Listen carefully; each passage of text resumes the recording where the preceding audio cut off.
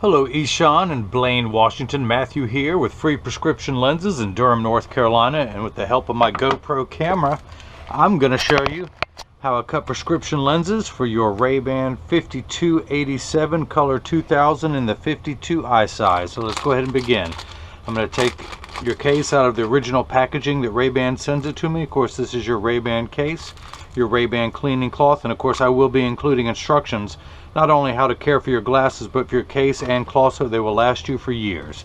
This is your frame in the classic shiny black. It comes with a little plastic sleeve on the temples to prevent the temples from rubbing together. I'm going to take that off for now, and you're going to get all the manufacturer's original packaging from the bag to that sleeve to the demo lenses, one of which it says RayBan. I'm going to pop those out now. And this is again your frame, the RayBan 5287 color 2000 in the 52 eye size, which again is the classic shiny black. So let's go ahead and begin. I'm going to take your frame, putting into the tracing element of my edger, and hit start, and the stylus is going to come around. It's going to pop up and trace the shape of the right lens before moving over and tracing the shape of the left. Here at freeprescriptionlenses.com, where everyone loves a bargain and no one is disappointed in quality. You buy a genuine, authentic RayBan frame and you receive free clear single vision or non-prescription fashion lenses. Of course, you pay the upgrade to the transition, and that is all you're paying towards your prescription. Now, in just a moment, the shape of your lens is going to pop up onto the screen. And I'm going to put in your pupillary distance, which is 29.5 for your right eye. That's going to go in that box right there, 29.5. And we're going to switch over here to the left lens, and that's actually already a 32.5, so I don't have to do anything. The computer always comes up with that at the beginning, so I'm going to put that back over to the right. And let's go ahead and get your lenses prepped. Your right lens is -2¼ sphere, -2¼ sphere, and let me go ahead and mark this one for you. That is 2¼ and this is your right lens, this is your left lens. And just like with your frames, you're going to get the manufacturer's original packets. That shows you it's an aspheric airwear, which is their brand for polycarbonate. These are Transition 7 in gray, made by Essilor. So I'm going to take your lens out of the protective sleeve, take it, and let's turn the lensometer on. You know, this newfangled kind, you have to turn them on to get them to work. But I'm going to put it at 2¼ power and get everything lined up, and I'm going to put a dot. Actually, it's going to put 3 dots on there, but I'm only going to darken the one in the middle. That is your right lens. Let's do the same thing now for your left, which is -275, -¼ at 175. So I'm going to spin the axis wheel of my dusty Marco 101 lensometer to 175. Take your lens out of the protective sleeve, put the power drum on -275. Rotate the lens until the sphere power comes in clearly. Check your astigmatism correction, which I'll explain in just a moment, but I just want to make sure everything is lined up perfectly. And it is. Now I'm going to put 3 dots on your lenses. I do just want to verify something. There we go. So let me grab my pen. 1, 2, and 3. And this is your left lens. Hang on, I used to have a flashlight around here. Here we go. So let's take everything down here, including your packets, and let's put your right lens onto the pad there. And this is a block. This is what's going to need to be attached to your lens while it is cutting.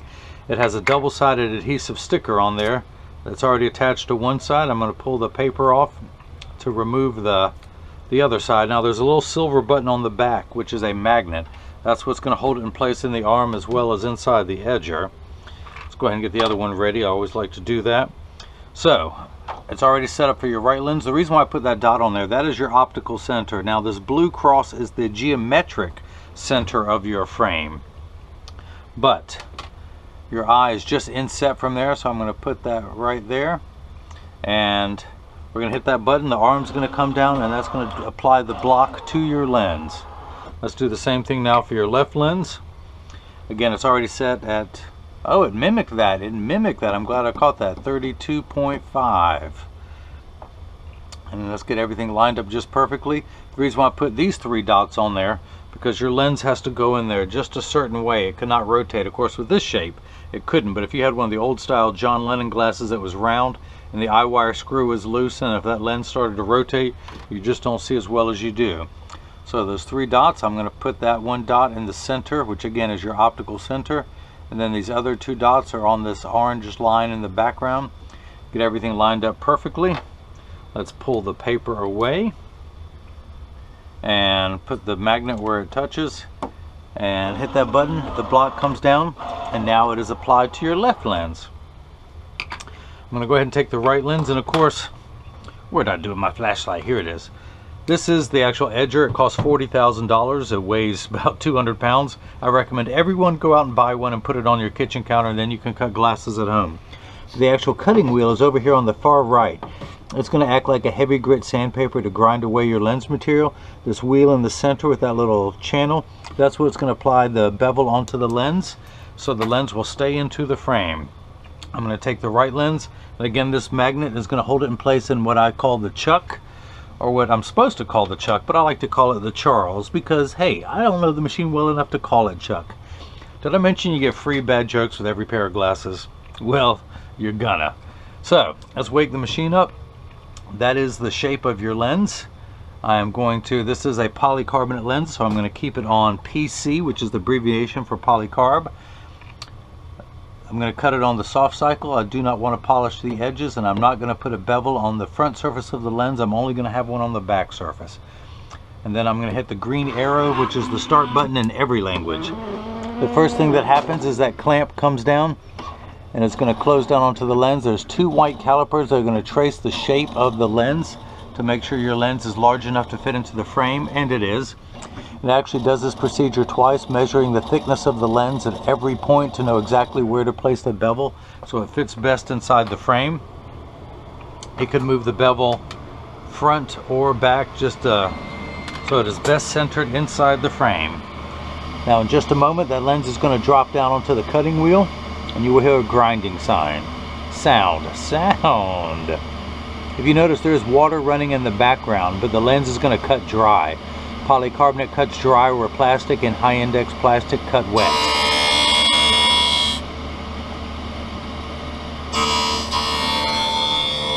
So your lenses are made out of polycarbonate. Where's my stylus? This brand of polycarbonate is called Airwear. The AS stands for aspheric. Aspheric simply means not round. A spherical lens is round in every direction like a fishbowl, and gives you that unpleasant cosmetic fishbowl appearance when someone looks at you. Your lenses are actually much flatter, but again, oops, I'm about to drop stuff, that paperwork.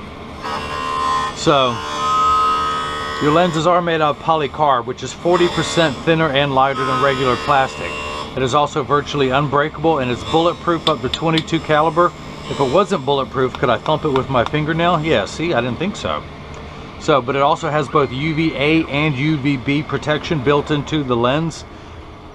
We know what the sun's harmful ultraviolet rays can do to your skin, where your eyes are 8 times more sensitive than your skin. So you have permanent sunscreen for your eyes with this lens, unlike the lotions, creams, and sprays that you have to reapply when you go outside. This is permanent and never needs to be reapplied. Again, this is the Transitions 7 Gray. That's what the GY stands for. And there's 2 numbers written on here. Of course, this is both -2 1/4. There's 2 ways you can write a prescription, one in plus cylinder, the other in minus cylinder. Some old school doctors still like to write everything in plus cylinder. Years ago, they used to put the astigmatism correction on the front of the lens. Now they put it on the rear surface, which is the curvature. That's what gives it the bowl shape. And so most everyone in the modern era, I call the modern era because it's the one I'm working in. Oh, here we go. The water just kicked in, but that's why we do it in minus cylinder. But water kicks in for the last 20 seconds just to wash away any optical debris. The other thing you're about to see is a little arm's going to come out, a little lever. On it, what looks like a Dremel cutting tool. That is just a very fine smoothing blade that's going to remove any rough surfaces that are on the back surface of your lens. Now your lenses are not strong enough to protrude from the edge of this frame, but if it were, it's going to make everything is nice and smooth should it ever come into contact with your skin. In just a moment, we'll take your lens out and see if it's dry enough, well actually sized enough to mount into your frame. I'm definitely going to dry it off. I just hit that button to open up the clamp, and we'll see if it fits. There's a good chance I may have to remove it. Now hopefully you can see a little bit of white residue there. That is called Schwarf. That is optical sawdust, and I'm just going to remove that with my thumbnail, and we'll go ahead and get your lens mounted. I'm going to tuck it in at the outside corner first, then using my thumbs I press down, but it doesn't want to press, so I'm not going to force it. So I'm going to put it back into the machine, and I'm going to resize it right here in 0.5 increments, which is 1/20th of a millimeter. So I'm at 0.51, 0.15, 0.20, I'm at 0.25, and then I'm going to hit the retouch button. The 0.25 is 1/4 of a millimeter. Now for all my American people watching who have no idea what a millimeter is, it is the distance between my thumbnails. I'm going to take 25% of that off around the circumference of your lens until it snaps in easily. I do not want to force the lens into the frame, because that could cause the frame to stretch, and over time it would also roll, as we call it.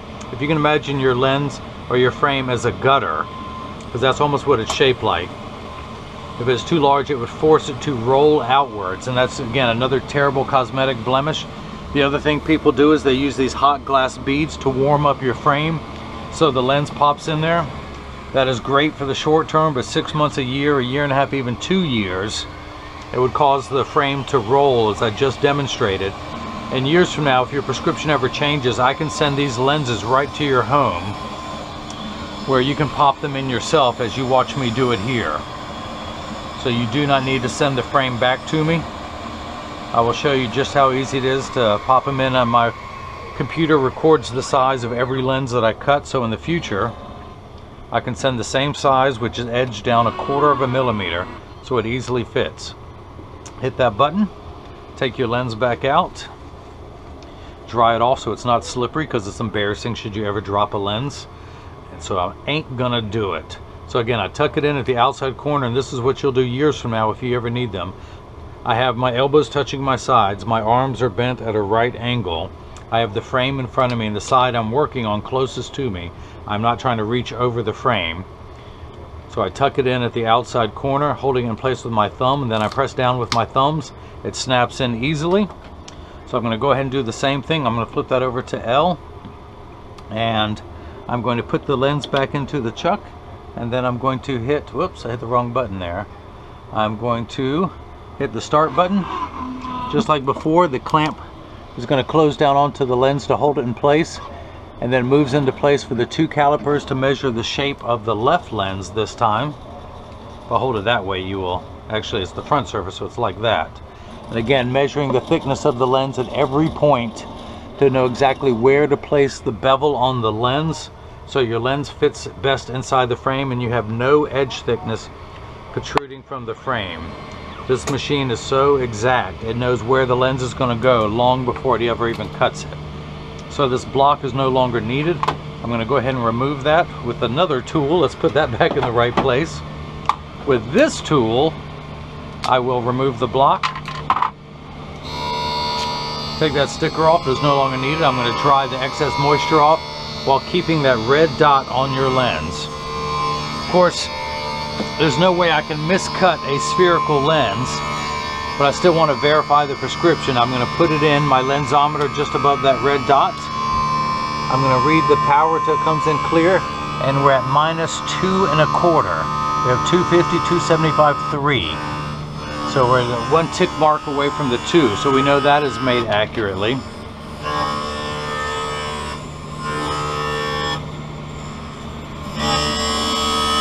If you notice, your lens is still flat around the edges, just like it was a nickel. I could take it out and stand it up on the counter and it would stand up on its own. This is before it moves over to that center wheel to get the V-shaped bevel applied.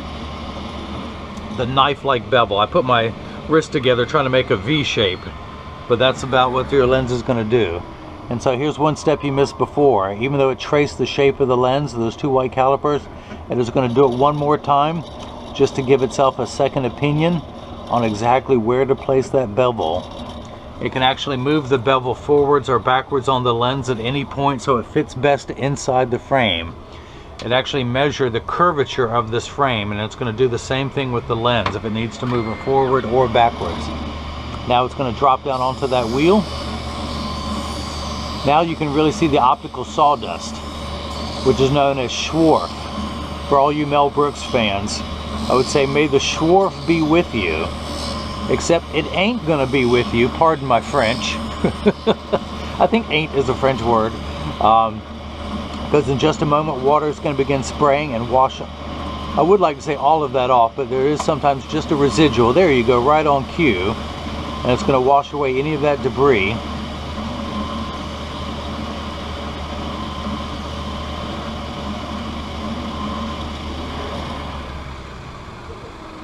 It's like you're being in a car wash. That's fun, isn't it?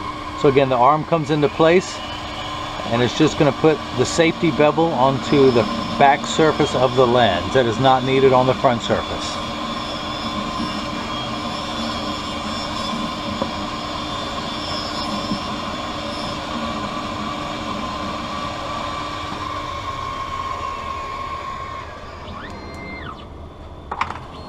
So that concludes the car wash. Let's wait for the door to open. Open up the clamp. Take your lens out. Dry it off and just make sure everything has been removed, and it has. And just like before, I've rotated the empty side closest to me. I'm going to tuck it in at the outside corner first, and using my thumbs it snaps into place. I'm going to take this block, remove the block, remove the sticker, and I'm going to go ahead and measure the prescription. And I'm still on axis, where's my flashlight? I'm still at axis 175, and I'm reading minus 275, which is now one tick mark away from 3. You have one step of astigmatism correction, and we're at 3. And I should have mentioned before, the unit of measurement we use in the optical world is called a diopter, spelled D-I-O-P-T-E-R. It starts at 0, which is plano, or some people call it non-prescription, and it goes up in quarter increments from there, 0.25, 0.50, 0.75, 1, 1 1/4, and so on. Your right eye prescription is minus 2 1/4, so you have 9 steps of correction. If you were on a ladder, you're on the 9th rung of a ladder for your right eye. You have no astigmatism, that's what the sill is, spherical. The left eye is minus 275, so you actually need 11 steps of correction. Now you only have the smallest amount of astigmatism correction that you can have in your left eye, which is 0.25. Now there is a stigma over the word astigmatism. It just means shape, people. Don't freak out. It's like someone saying someone has straight hair, someone else has curly hair. You don't freak out when you hear that. Well, I don't know how bad their hair looks. But you have 2 curvatures, one going one direction on your eye, which needs 11 steps of correction, and then another 1 step here. So that gives you a total of 12 steps of correction. Now astigmatism is what causes you to squint, and why 6s and 8s look alike, or the letters P and F. Think of it as the fine-tune knob. And that knob, if a straight line is 0 to 180, we're going to turn that fine-tune knob past the 90 meridian almost all the way to 180. We're going to stop at 175, and that's what clears things up. These first 2 numbers are real values, which we can be concerned about. This last number could be anywhere from 0 to 180, and it really doesn't mean anything. Now your pupillary distance, 32 and 29, let's say 30, is actually a total of 62. And so, here's your glasses. I'm going to turn this card around. I'm going to place my PD stick on 0 against my thumb on your right lens. And when we get to the left lens, we're measuring 62, so that is made correctly. The other thing I want to do, and this is the time I mentioned to people that when you get these in the mail, and if they're too loose or too tight, there's a small chance of that. However, there's an 80% chance that these will either be too loose, that one side will sit higher than the other. And that's because 80% of people have one ear that is higher than the other.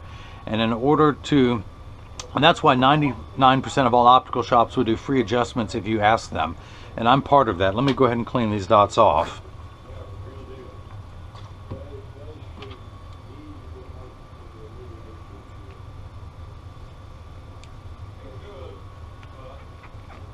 sure I do it on the right side there. But 99% of all optical shops will do free adjustments if you ask them to, but I'm going to go ahead and get that in standard alignment first, also known as a 3-point stance. The 3 points are 1, 2, and the bottom of the frame being 3. I set it on the counter and press down. There is no wobble. When I say wobble, I'm part of that 80%. I have my right ear is lower than my left, so that's why it wobbles on the counter, but it sits level on me. I flip them over, press down. There is no wobble. I close each temple to make sure they overlap perfectly and they're not askew in any direction, and that there's the same amount of tension on each spring hinge. Now, Ishaan, this is what your lenses are going to look like clear while you're indoors. I'm going to go ahead and activate the transition part of the lens. I'm going to put them in a strong UV lamp and hit the start button. As you will see, it takes about 30 to 45 seconds for transition lenses to darken. It takes about 45 seconds to a minute 15 for them to return back to clear when you come back inside. Now this is important, pay attention. All transition lenses will get dark on day 1. Give them 2 weeks so they can continue to darken every day for the first 2 weeks until they get to their final setting. After that, they will work for years with maximum performance. The only time they will not work is if you're inside of a traditional car behind a windshield. Your windshield absorbs all the sun's harmful ultraviolet rays so your upholstery doesn't rot, or more importantly, so your dashboard doesn't crack from sitting in the sun all day. That's why your lenses will not turn. Now, if you have a convertible or a motorcycle, yes, they will turn dark, just not inside the car. It has to be direct exposure to the sun.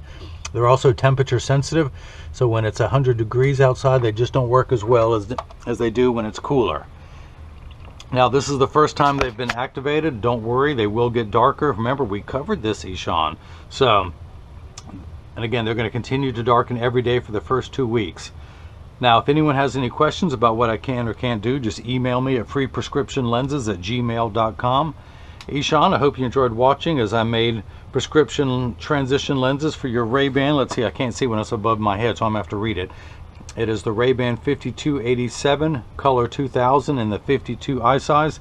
This frame sells for $180 and it comes with 1 pair of clear prescription single vision lenses. You paid an extra $50 to get the transition, so your total was $230. And hopefully everyone else has got the chance to see how I bring that love and feeling back to glasses. Thank you.